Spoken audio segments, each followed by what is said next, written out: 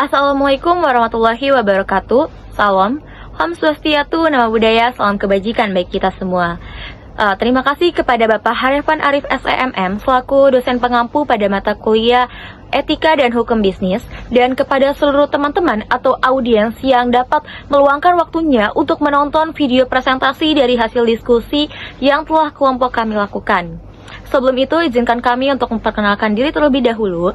Saya Ansya Nurul Aziza dan saya bersama dengan dua rekan saya, yaitu Tiara Sariwayuni dan Siti Saida Syalla.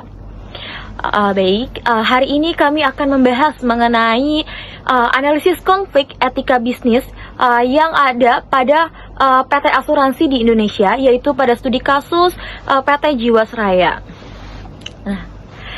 Sektor keuangan merupakan salah satu pilar utama dalam perekonomian suatu negara. Kepercayaan publik merupakan fondasi tak tergantikan yang menopang stabilitas dan keberlangsungan industri ini. Industri asuransi di Indonesia seringkali dihadapi oleh berbagai konflik etika bisnis yang sangat kompleks. Permasalahan ini bermula karena ketegangan antara profitabilitas perusahaan dan tanggung jawab moral terhadap nasabah dan stakeholder lainnya. Praktik bisnis seperti misalnya produk, penanganan klaim yang tidak transparan, atau diskriminasi premi dapat mengikis adanya kepercayaan publik dan merusak reputasi industri tersebut.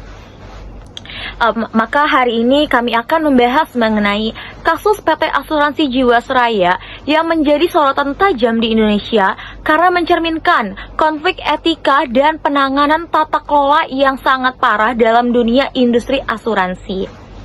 Perusahaan ini telah beroperasi selama lebih dari 150 tahun. Namun pada akhir tahun 2019 terungkap bahwa Jiwasraya mengalami gagal bayar klaim asuransi nasabah dengan total kewajiban mencapai puluhan triliun rupiah. Investigasi lebih lanjut yang diungkap oleh Kejaksaan Agung dan Badan Pemeriksa Keuangan mengungkap adanya praktik manipulasi laporan keuangan, investasi fiktif, dan korupsi yang dilakukan oleh jajaran direksi dan manajemen perusahaan.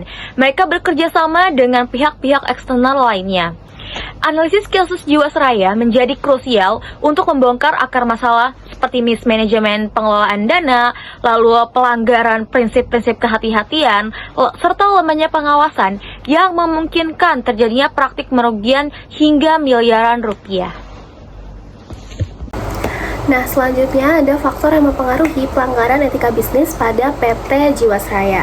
Menurut Undang-Undang Nomor 8 Tahun 1995 tentang Pasar Modal atau UU/PM. Yang pertama ada penipuan dan juga manipulasi pasar, di mana terjadi indikasi kuat adanya manipulasi harga saham dan juga transaksi fiktif oleh pihak-pihak yang terafiliasi dengan Jiwasraya untuk mengeruk keuntungan secara pribadi. Kemudian, investasi ditempatkan pada saham-saham yang tidak liquid dan berkinerja buruk dengan tujuan untuk memperkaya diri sendiri maupun kelompok dan bukan untuk kepentingan perusahaan, apalagi untuk nasabah.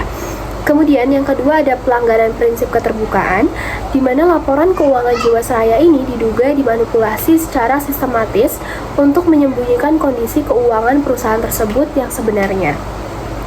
Nah, informasi material mengenai kerugian dan juga kondisi kesehatan finansial perusahaan tidak diungkapkan kepada publik maupun regulator sehingga menyesatkan para investor dan juga nasabah.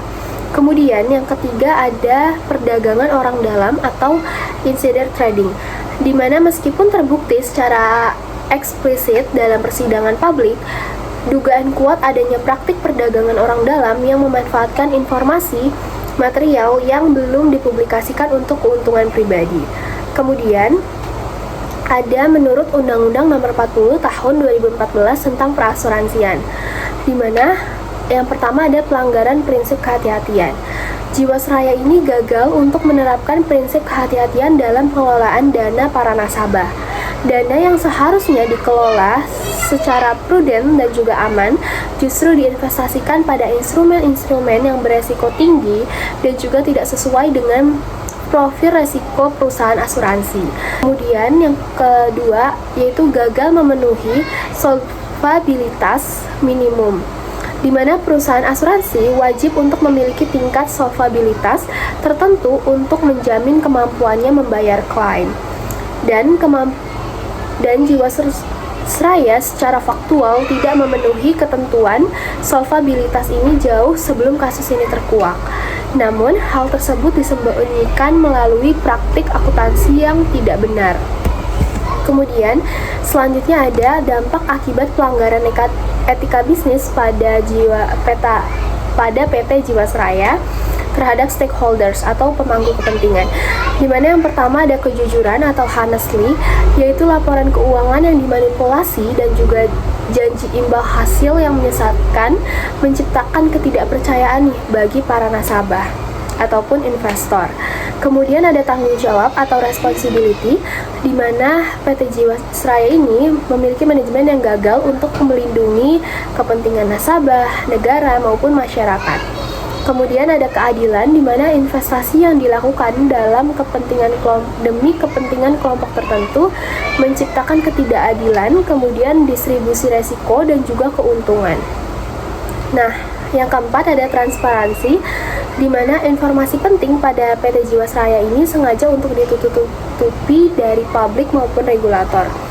Kemudian yang kelima ada akuntabilitas, yaitu tidak adanya pengawasan yang memadai dan juga lemahnya tanggung jawab internal dan eksternal atas tindak korporasi. Selanjutnya, upaya yang dilakukan PT Jiwasraya yang pertama, integritas, keputusan berdasarkan kepentingan pribadi, yang kedua, kepercayaan, pengkhianatan terhadap nasabah dan publik, yang ketiga, profesionalisme, keputusan investasi tidak didasarkan pada keahlian, yang keempat, kepatuhan, pelanggaran terhadap hukum dan regulasi yang berlaku, lalu yang kelima, akuntabilitas, tidak ada pengakuan tanggung jawab atas kerugian, penghindaran kesalahan dan minimnya pertanggungjawaban. Selanjutnya, kesimpulan. Kasus PT Jiwasraya adalah pelajaran berharga tentang betapa krusialnya penegakan etika bisnis dan kepatuhan hukum dalam setiap praktik perusahaan, terutama di sektor keuangan yang mengelola dana publik. Konflik etika yang terjadi berakar pada keserakahan, kurangnya integritas, dan pengabaian prinsip-prinsip etika dasar. Sekian presentasi dari kelompok kami, kurang lebihnya mohon maaf. Wassalamualaikum warahmatullahi wabarakatuh.